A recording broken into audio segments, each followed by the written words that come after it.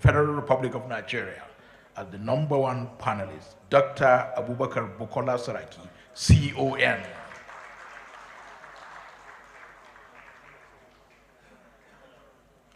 The second panelist is another key legislator, someone who has also proven his mettle, Right Honorable Yakubu Dogara, former Speaker of the House of Representatives, Federal Republic of Nigeria, CON. Please put your hands together for him. And then we have a specialist consultant, development specialist consultant, Maryam Umar Nuhu Mohammed, to complete the panel. Please put your hands together for Maryam Umar Nuhu Mohammed.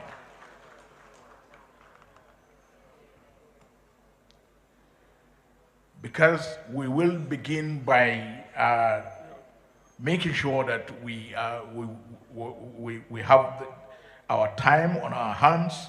We will not make too many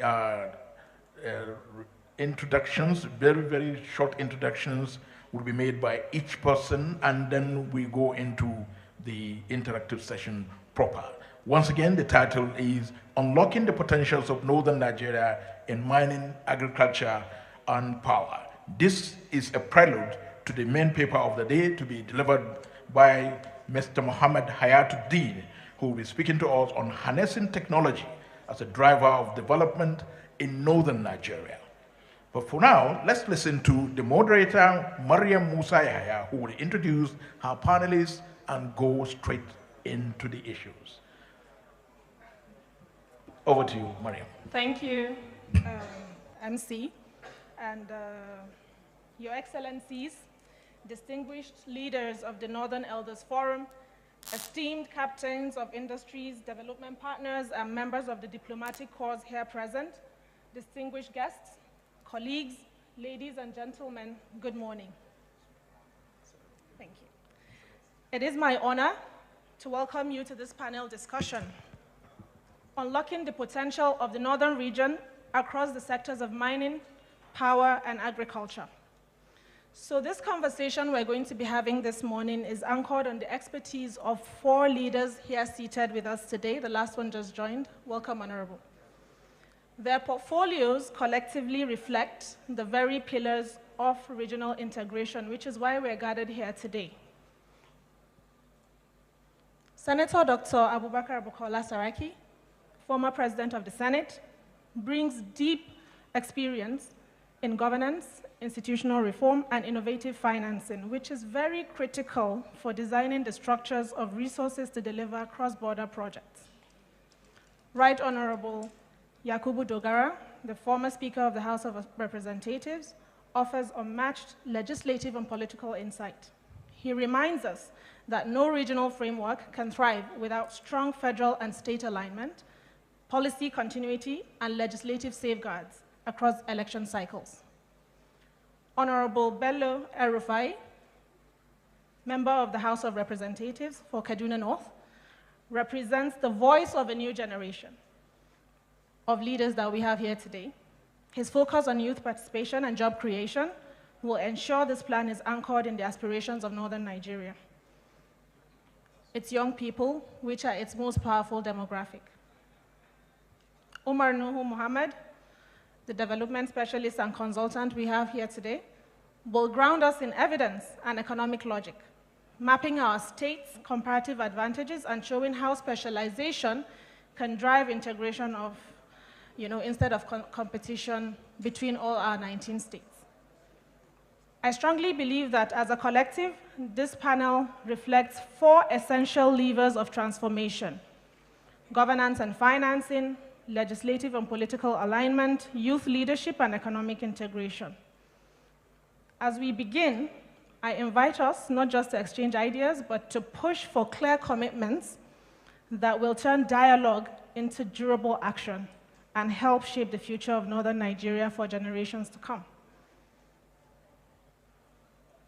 I would like to start with you, Your Excellency. Looking at the theme of the conversation we're having here today, unlocking, the potential of our region around these 3 critical areas.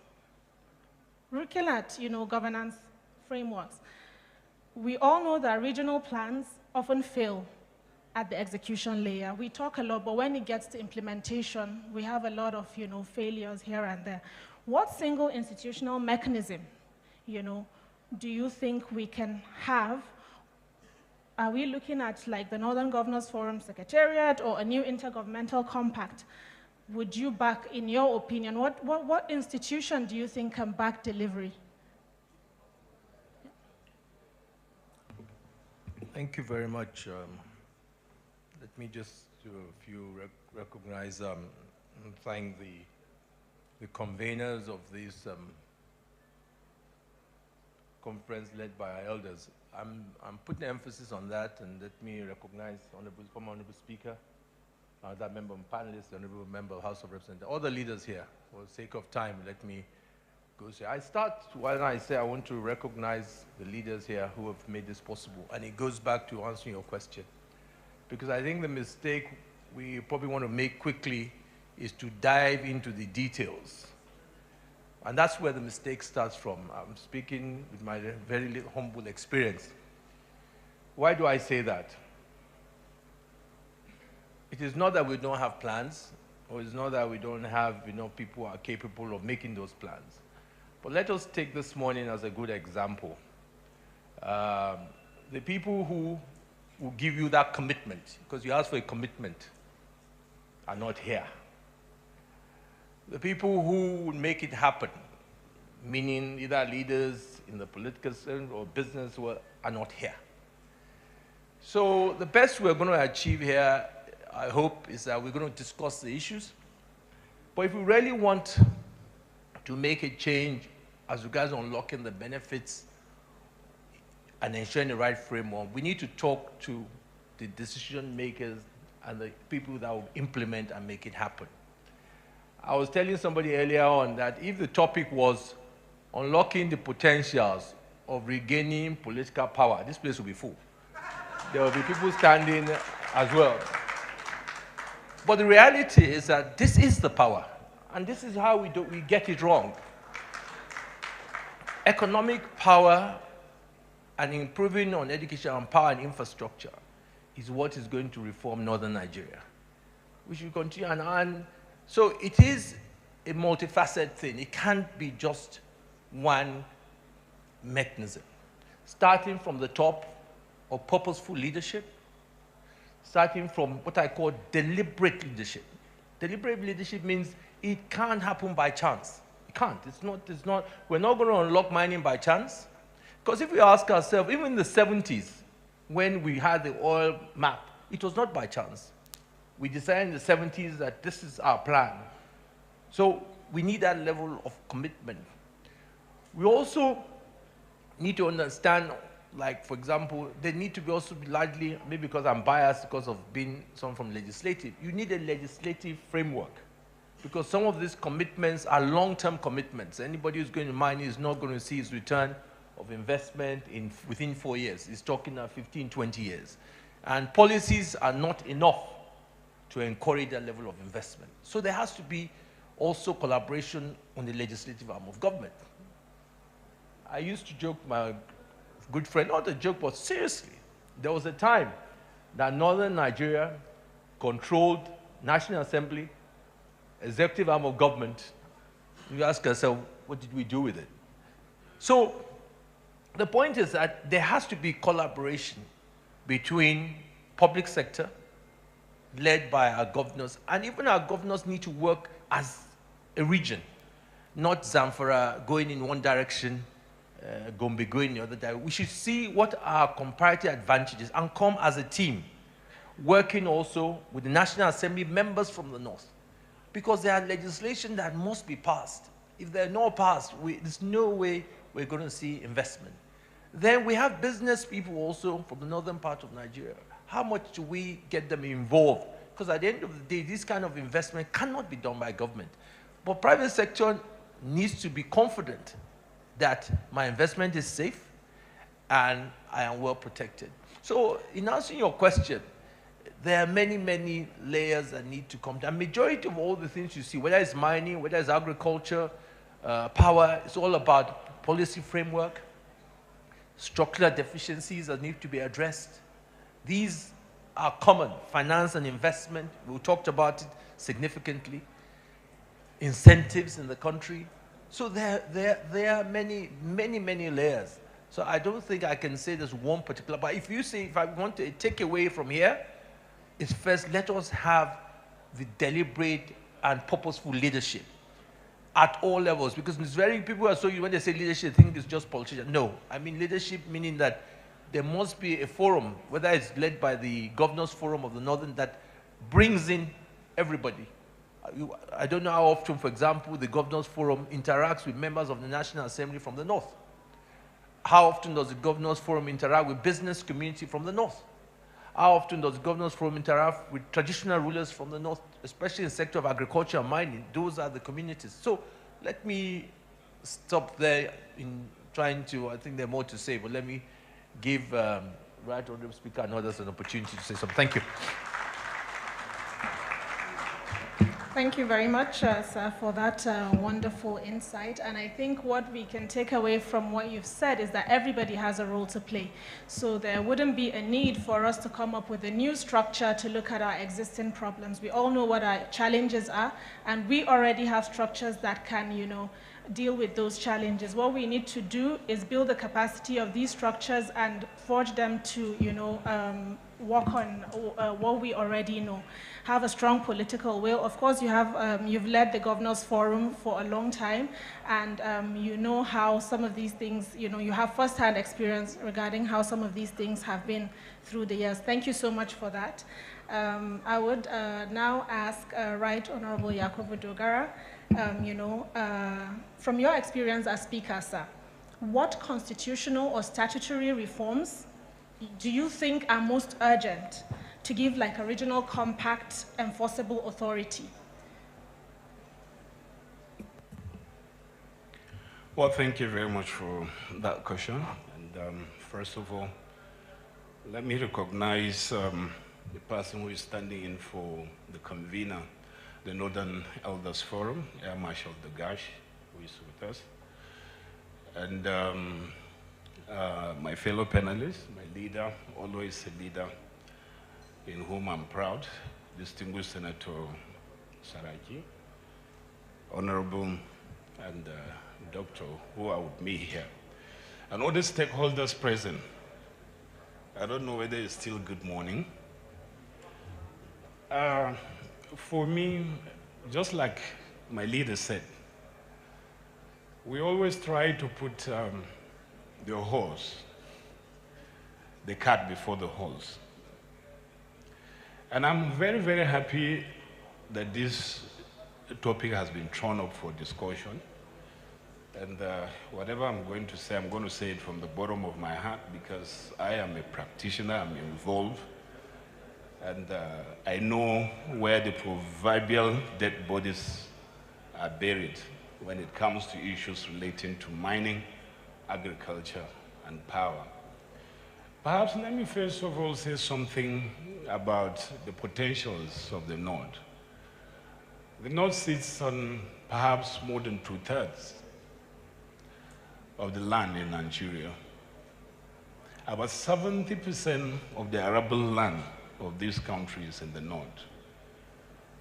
And if statistics are anything to go by, the North houses almost 90% of the livestock of this country.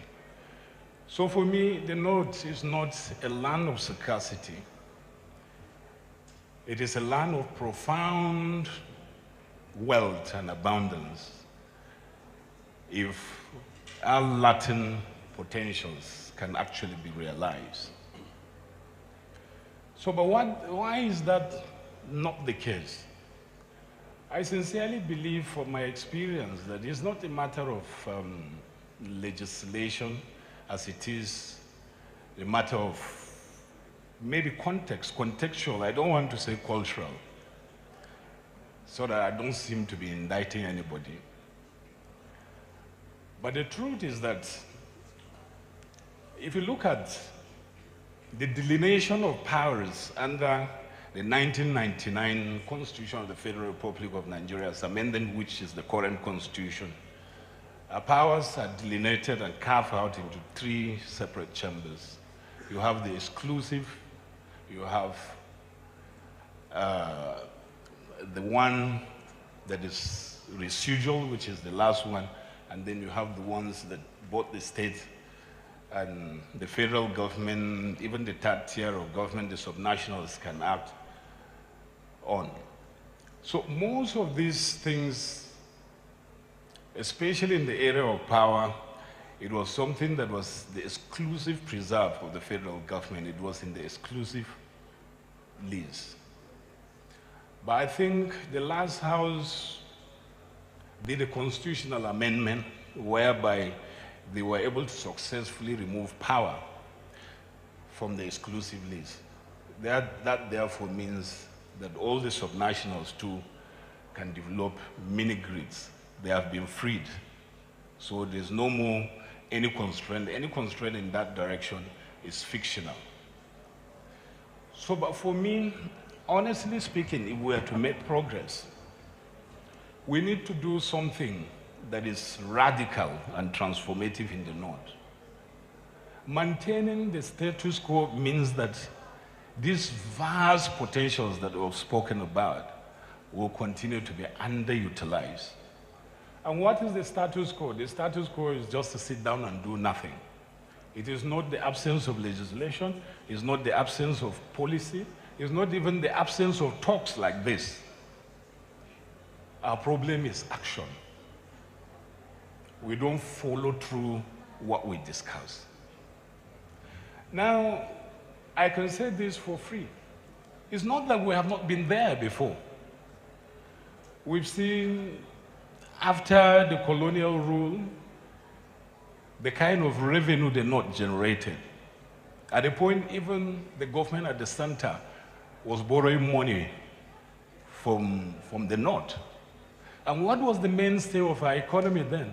It was agriculture and mining. We were there before farms were established. There were mining ventures in these countries that were thriving very well. But what happened? We seem to have abandoned all those things. And that is what led us to where we are right now. So the question is that we should stop talking about, looking at people to come and invest. There is something, a fundamental first step that we as Northerners must take first so that we can make this promise manifest to people who are willing to come and invest in this country. Honestly speaking, looking at our trajectory and the things that are happening, one is outrage fatigue. For instance, if you're talking about foreign investors, except they are vulture capitalists, not venture capitalists. The difference between the two is that the vulture capitalists will put their money and just take it out. These are rational people, rational investors. They analyze what is going on. They look at us, they look at the setting, they look at our laws, they look at tax incentives, they look at the issues of security. How secured would my investment be since I've not stolen the money if I put the money here? Honestly speaking, some of these factors are missing presently in the North. And I dare say even Nigeria. Even as I was making my way here, I was reading something about the crisis involving an investment that Dangote has put in this country. It has transformed us, we used to carry the shame of importing what we produce and exporting what we don't have. And this man has done something that has changed this narrative, restored our pride of place. I understand that there are issues, but we must insist that such efforts should never be allowed to go down. The reason is simple. If we allow it to go down, then the thinking out there is that, if they cannot protect their own, what more of us that are out and trying to come into the country. So these people are rational. They see what is happening. We don't like it. They don't like it. I understand there are issues, but those issues must immediately be resolved in the national interest. So I believe I've said a lot. I don't want to take too much of our time, but I still have a perspective as to how we can move forward in mining, in agriculture, and then even in the issue of power. There's a lot that can be done. But honestly, the first step starts with us, not legislation, not policy. I wish most of our millionaires in the north, and there are plenty of them, will find time to begin to invest and unlock these opportunities in mining, agriculture, and power, rather than ferrying our monies to Dubai, to Egypt, and to so many other countries. We are creating economic buoyancy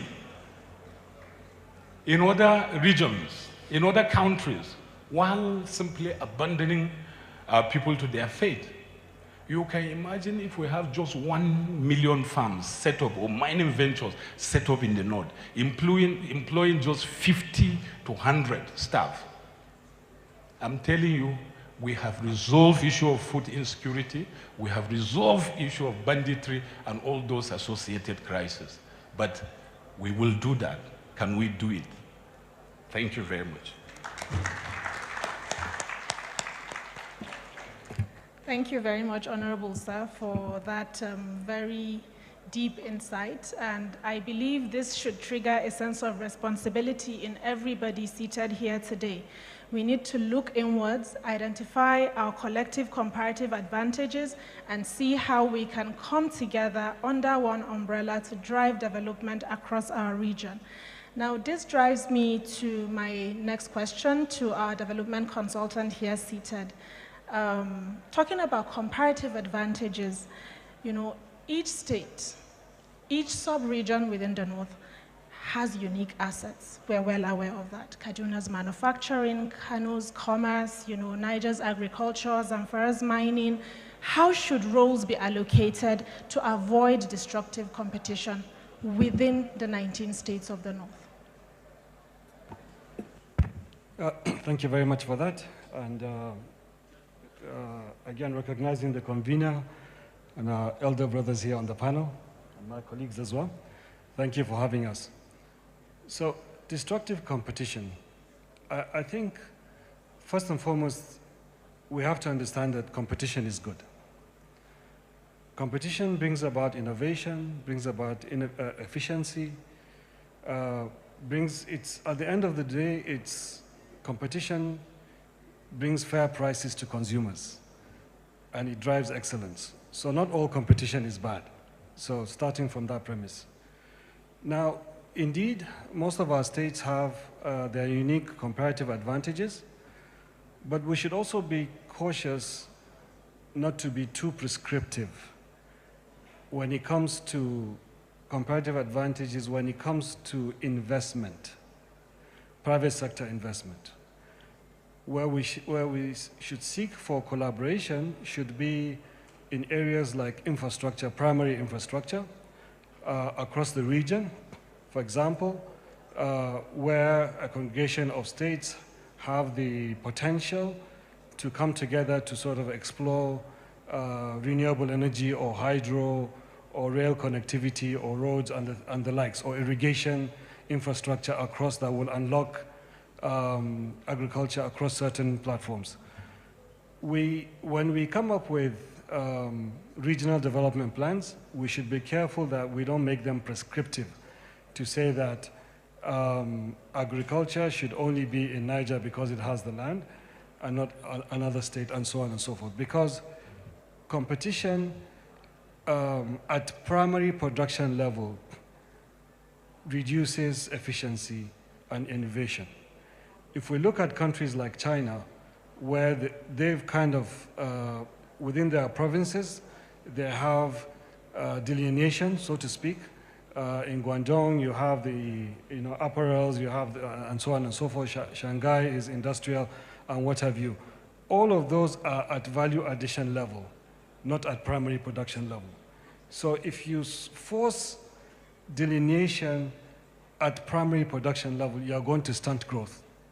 So we have to really be careful what we are prescribing.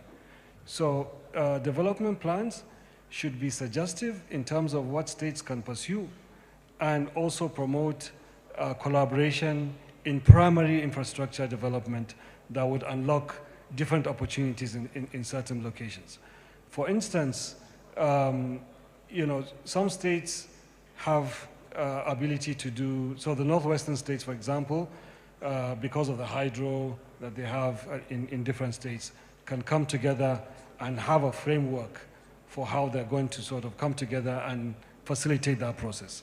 And in facilitating that process, it's not to say that the public sector must itself do it, it's to create the framework how to unlock private sector to come in. And as Right Honorable said, some of these things, the frameworks require us to think through what do private sector investors actually look for in order for them to find a destination attractive to come in. The other thing I want to say is when we're designing regional frameworks, we should also, we keep saying we have all the plans, at its implementation, but to a large extent, a lot of our plans stop short of giving us the direction. So plans, you see within plans statements like, infrastructure should be provided by who, how much, where's the resource coming from, where is it going to be done? It's not in there. I mean, look at our even medium-term expenditure framework as a country. It has those kind of provisions. You can say it's at a wish list level, Yes, they all say the right thing, what we should do, what we should focus on, it's fine. But at the end of the day, if no one understands who's going to do what and where that resource is going to be mobilized from, then that plan becomes stunted. It will never be implemented. So we should relook at our plans and ensure that there's an action plan that follows each framework that defines exactly how everything is going to be done, who's going to do it, and how it's going to be done. Let me rest at this point. Thank you. Thank you very much, sir, and thanks for also bringing up the issue of frameworks, which is very critical. We have a lot of these frameworks. How do we integrate it, and have a regional framework, a unified regional framework that we can, complement across board? How can we collectively manage our assets? How do we share these assets within our region, to trigger economic development? But again, you would agree with me, this has a lot to do with our human capital. Looking at the population of our country, the northern region also covers, a large number there, and most of this has to do with the youth. We have a lot of youth that are being underutilized, which is one of the major reasons why we have some of these challenges, you'll agree with me, that we're facing right now. So now coming to you, Honorable Bello, happy to have you here. We want to harness our greatest asset, and if everyone here will agree with me, that greatest asset we have as a region, apart from landmass, is the youth, our youth, the young people of the North. What formal seats do you think youth should hold, by law or by quota? In the regional councils and in sectors, where you have like just the 3 sectors we're talking about now here, in terms of agriculture, in terms of mining, in terms of power. How do we bring them in to co-decide, not just consult, to be in the driver's seat? Thank you. Thank you very much for having me. I would like to also stand on existing protocols and thank our parents here, the compass and direction of the North, in particular, our Northern Elders Forum, led by the convener, all the guests here present, Your Excellency, our President of the Senate, and His Excellency, our Speaker of the House of Reps, and Doctor. It's truly an honor to be sharing this stage with you. I'd like to thank the organizers of this event for granting me this honor, particularly my younger brother, Khalil Nura Khalil. It's nice to be here.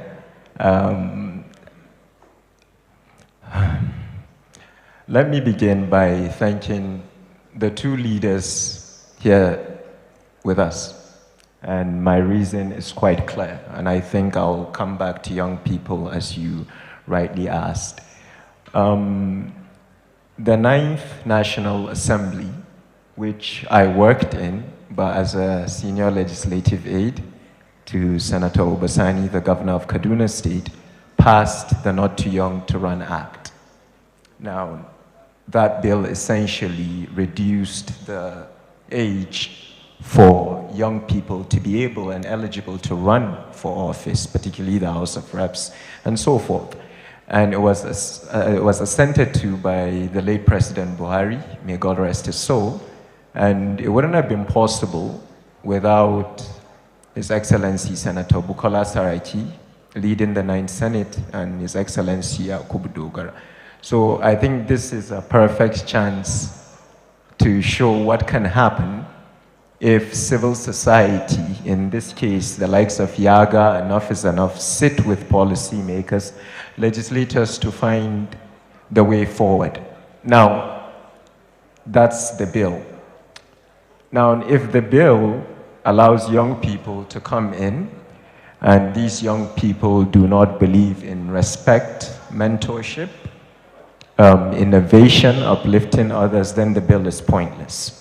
This is why some of us, not just myself, they call us the young parliamentarians, are trying our best to stand out so the door is open for more young people. But you see, for me, the North is at a crossroads and facing a double-edged sword. I liked how you put it. I still think where the population, it could be an asset, but quite frankly, it isn't right now, because the most that get recruited by bandits are young people. The young people doing cyber crimes are also within our group. Actually, I keep saying I'm young, but I'm 37. I don't know if I fall into that category anymore. What I would advise is there's been some progress in terms of appointees. This particular government has shown that a lot of young people are heading government agencies. You have my brother Khalil in Seni, you know, a few of them.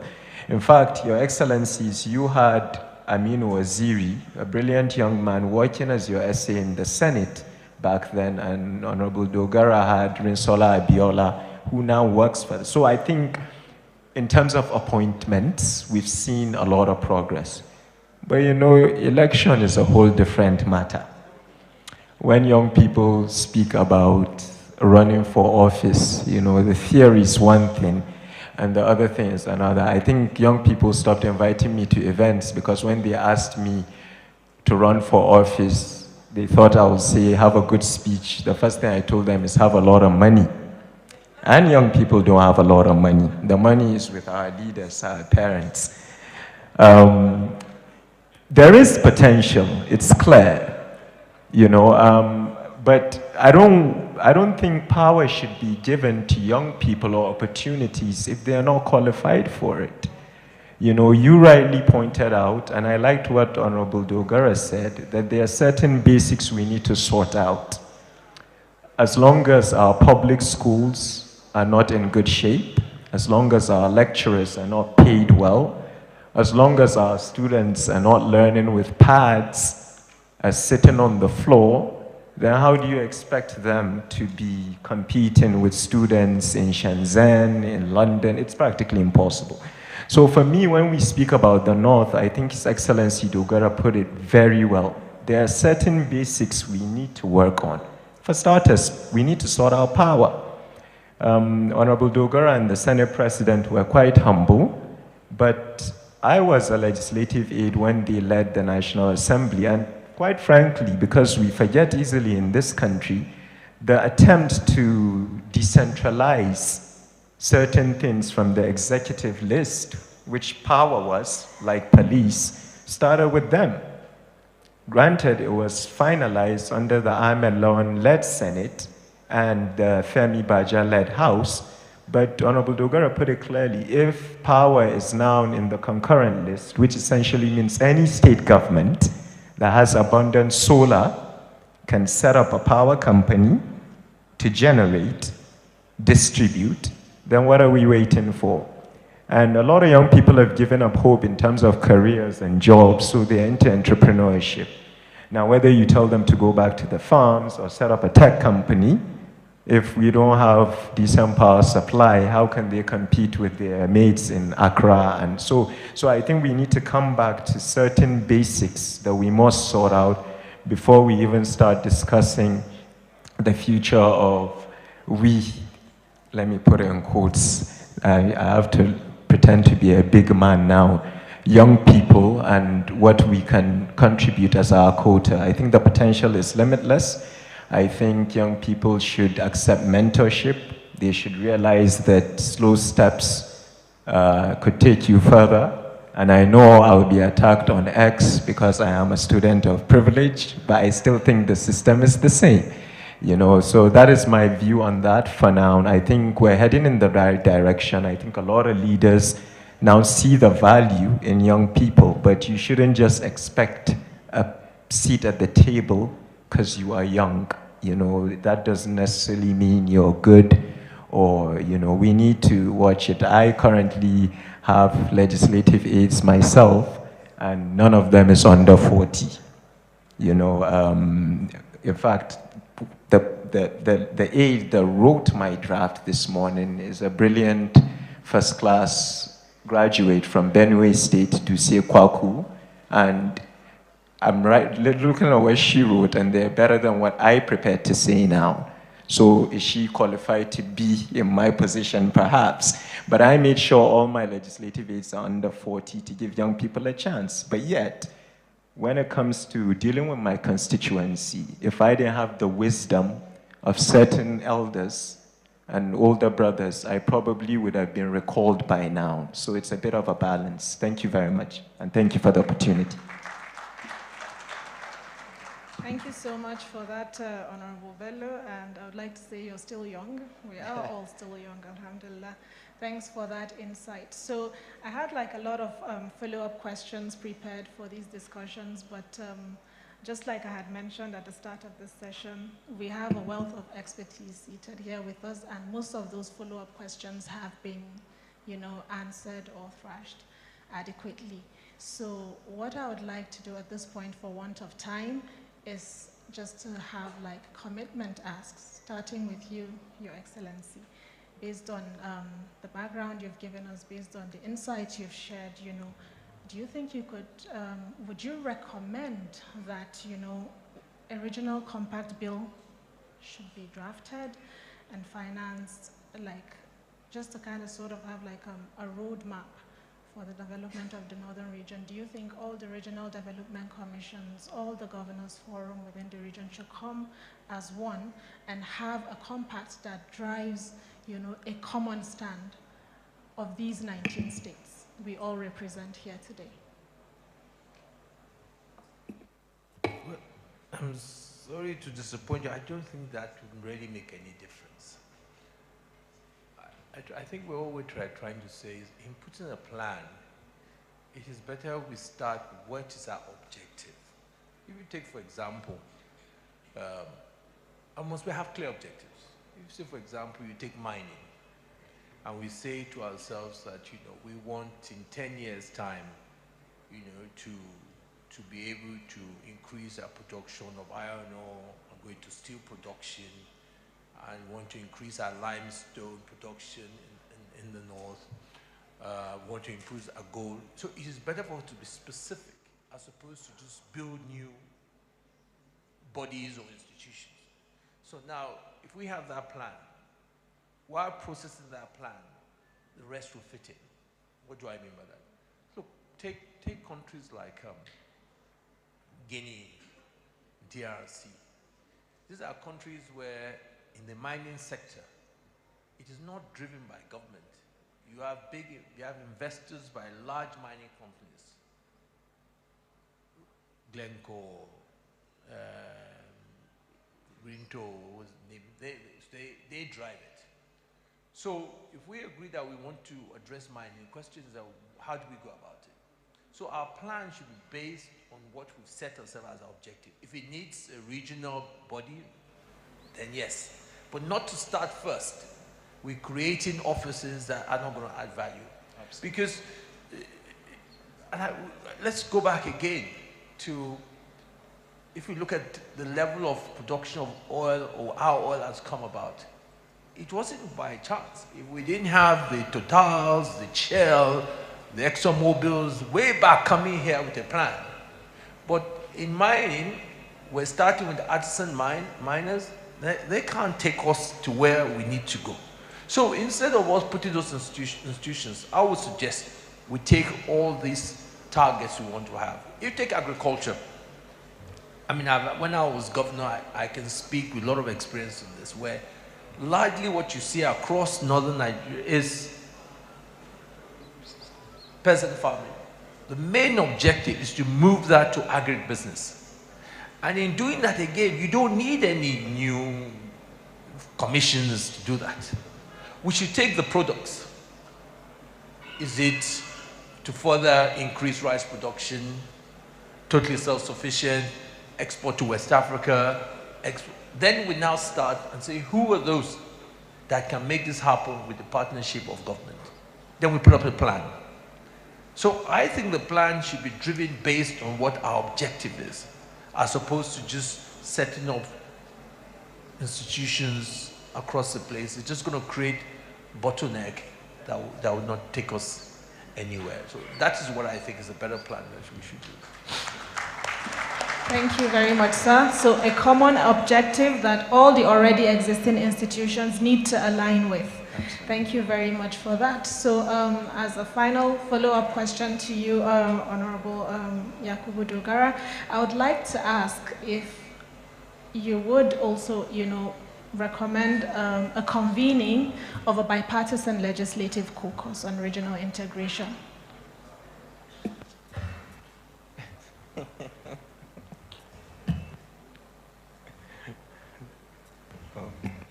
Hello? Okay, thank you very much. Sorry to disappoint you a bit. I will want to go the other way around. Actually, if we're talking about unlocking strategic opportunities in the North in relation to mining, agriculture, and power, like I said, we need to depart from doing business as usual and to do something that's radical and It is unfortunate I'm going to talk on issues that will affect governors. I wish they were seated here. Because it is said, if you have anything to say, say it to my face. I would have loved to say it to their faces. If it will mean pulling all the 19 northern states' resources together in order to tackle this issue of insecurity, we have to do limestone in that zone. And then they look for a businessman who can bring a guarantee, because government is not a good runner of business in Nigeria. We've seen how government-run enterprises collapsed. Look for a businessman, a fellow northerner. He brings a collateral, hand over the facility to him. Let him run and pay you dividends. But what do we see? We are seeing, instead of the governors cooperating, they are competing. We're seeing flyovers everywhere, flyovers that leads to nowhere. It is not leading you to a productive plan. It's not leading you to an established market. You just fly over and you think you have arrived. No, but we can use the dividends we can get from those joint ventures to build the roads, to develop education and all other social institutions. Take, for instance, Kano, Kaduna, Jigawa, establishing like the biggest range in Africa, for instance. It will cost them nothing if they pull resources together. Bring one businessman, a northerner, and say, okay, run this plan, pay us dividends. We will have tanneries, we will create employment, we will create revenue. And at the end of the day, you can imagine the multiplier effect of that. Now, we'll go to North Central, Kwara, Kogi, maybe a Niger state.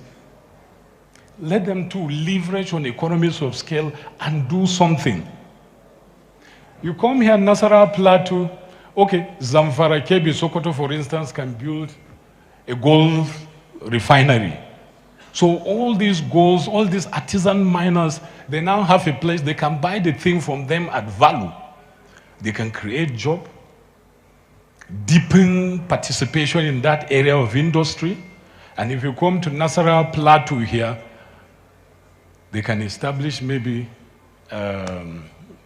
processing plants relating to mining, like it's been done in Nasarawa State, for instance. But if you were to leave it to individual northerners, we don't have access to capital in this country. That is where we're beginning to think about de-risking loans.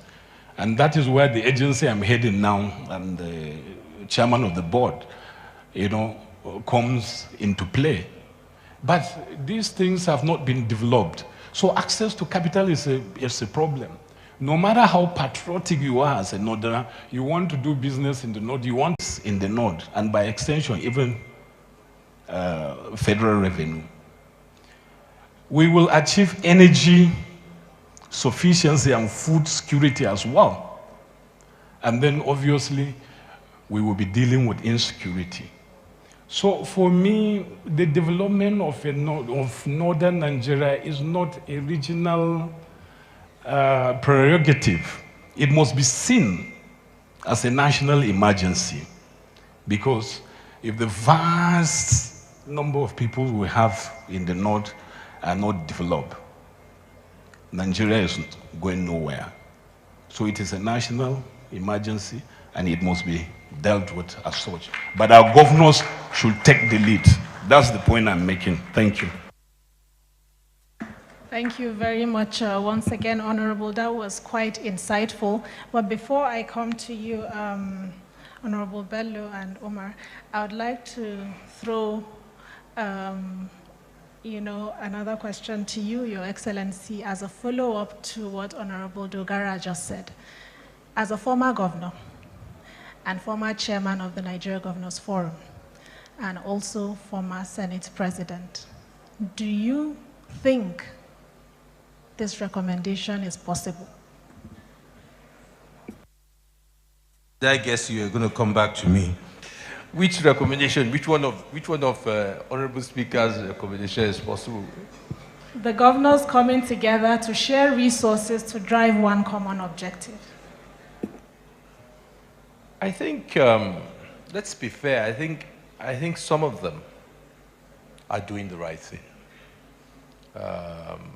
We can see what is happening in Nasarawa, we can see what is happening in Zamfara, where governors are thinking outside the box.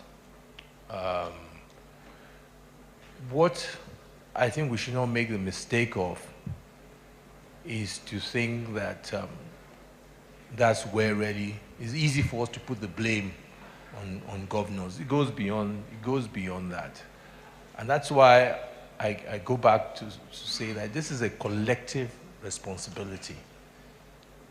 As I said, let's even take, let me just give you a basic example. Governor Yobe, Governor Bonu, Governor Zamfara to an extent, Katsina. In Nigeria today, I'm an investor coming to Nigeria to set up some industry. Is there any special incentive I get for going to set up in those states in the north as opposed to setting up in Lagos? Zero. So why do we think an investor would take that risk, that investment, and go and set up? That is why I'm saying that we have to have an holistic approach to this. It's easy to find people to put the blame on. But at the end of the day, even if you put a super governor in those states today, you will not see those investments. But the point he's making is that, for example, if you partnership with someone in the private sector and say, look, like for example, you say in Bauchi now, and help, I think the challenges today,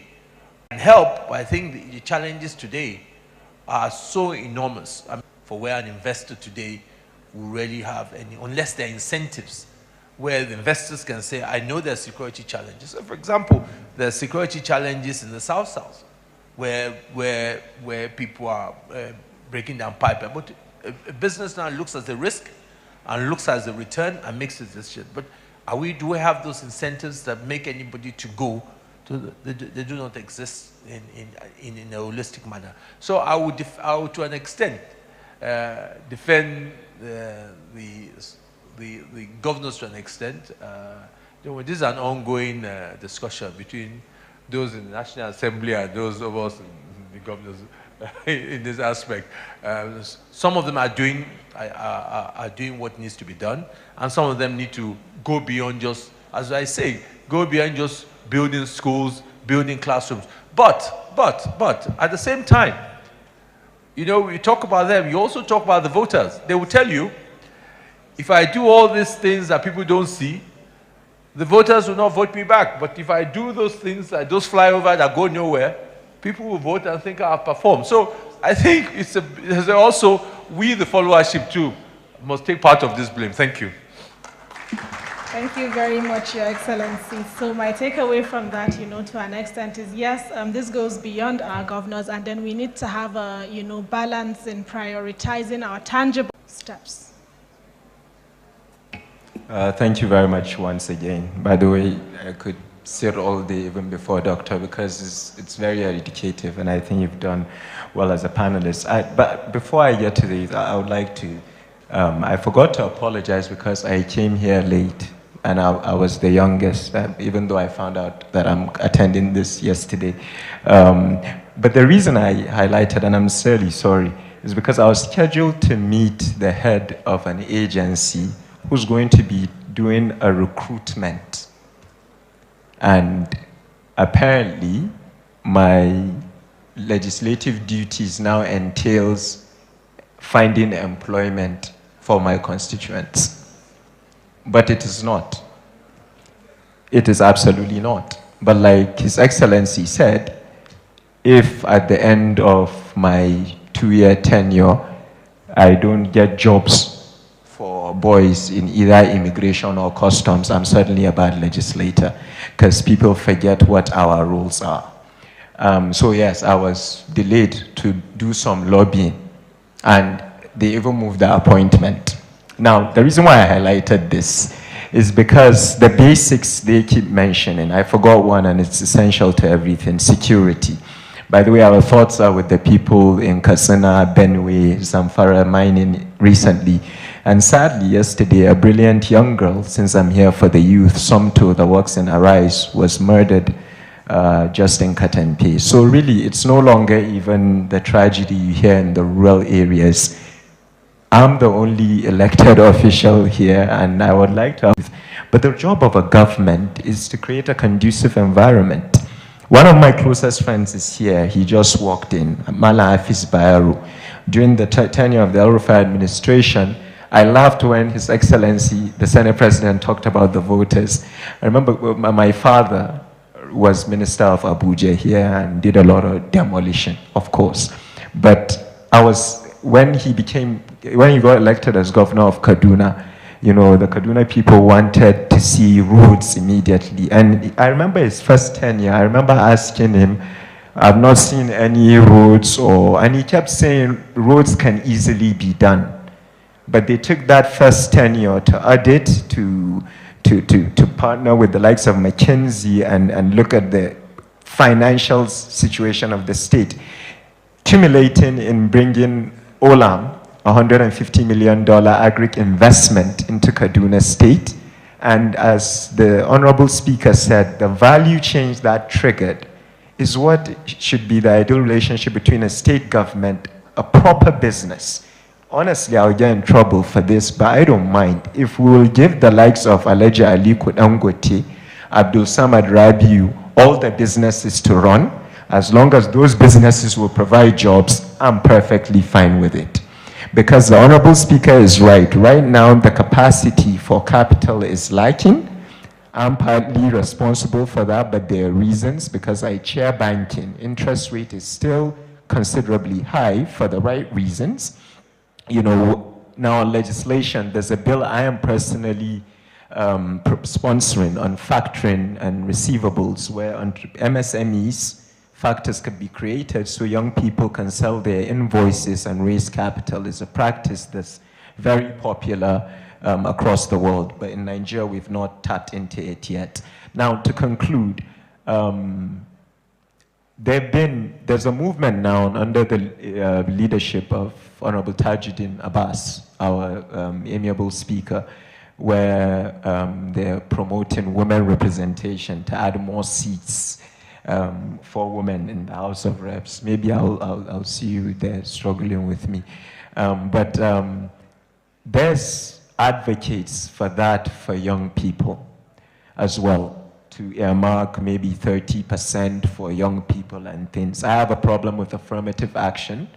I think quality over things like that, you know, but I think the best thing we can do, those of us that have a voice, is to be decent role models and to show the older generation, the stakeholders, that we are willing to sit at the table, contribute as much as we can, and so forth, you know. But everything I wanted to add, my father's already added, really, you know. And I think the voters, you know, I like politicians that look at the eyes of the voters and tell them, look, this is not my job. This is not what I was elected to. I do that all the time. I might not come back. I don't care to come back. That's what we should focus on, doing the best you can with what you have right now. In the end, I can't call out governors. I'm not a big man. But the subsidy, the removal of subsidy has certainly transferred more resources to the subnationals. And as I rightly said, with the removal of certain duties, including rails, by the way, transport, in the concurrent list, I think a lot of governors in the north have a lot to answer for. I don't want to comment on flyovers and things, but, you know, there's really no excuse right now. You know, the federal government, to its credit, under the Ashwaju administration, has pushed resources to the state government. It's up to us as voters, up to you as voters to keep us accountable. Once again, thank you very much, and sorry I took so much time. God bless you all. Thank you so much, Honorable Bello, for that. We appreciate that insight. I would just give you maybe a minute, unfortunately, to just round up based on all we have heard here today. You know, as a development specialist and consultant, just a minute. We're rounding up now. Okay, so unfortunately, 30 seconds. Quickly, please. Okay, Sorry. I'm happy to be here. I mean, but the reality is that there are some fundamentals that we have to look at, right? And it's been mentioned, what's the objective, what's the primary objective, and the issue of security and things like that. But, so these things have been said. But the other fundamental that we need to look at is that, you know, these so-called plans that we put in place to do certain things are sometimes the problem. And you end up with projects where we've seen a state where they imported, you know, turbines for a power plant and, you know, all the accolades. But when it landed in the port, they realized that it was a gas turbine, and they're about 1,500 kilometers from the nearest gas pipeline. So there are things that do not make sense when we are planning. So let the planners do the planning correctly. Finance follows good investment. So if you've designed something right and it's going to be realizable, then you're likely going to get finance for it. And finally, I also want to say that in doing the objectives, so when we look at agriculture, minerals, and power, there are some fundamentals. If you're going to do power, you have to look at how do you put in place power purchase agreements to unlock the power to the public sector to come in. If you're doing mining and you're trying to get people to come, have you done a JOC? JOC is a Joint Ore Reporting Council certification that tells you this is what you have there. There are some basic things that are needed to be put in place before you can ever hope that you're going to attract investment into those sectors. Thank you so much. Thank you so much for keeping that brief. Thank you.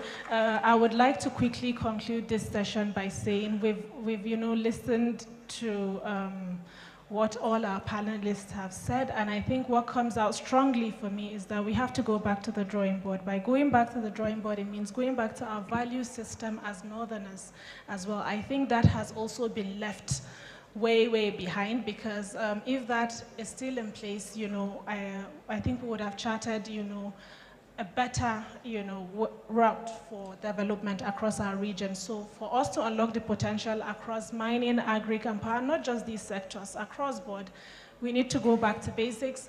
We need to align our priorities and also come as a collective to drive regional development. Thank you so much for listening. Thank you so much to the panelists as well. And thank you so much, Maryam and the panelists, distinguished panelists. Please put your hands together once again for very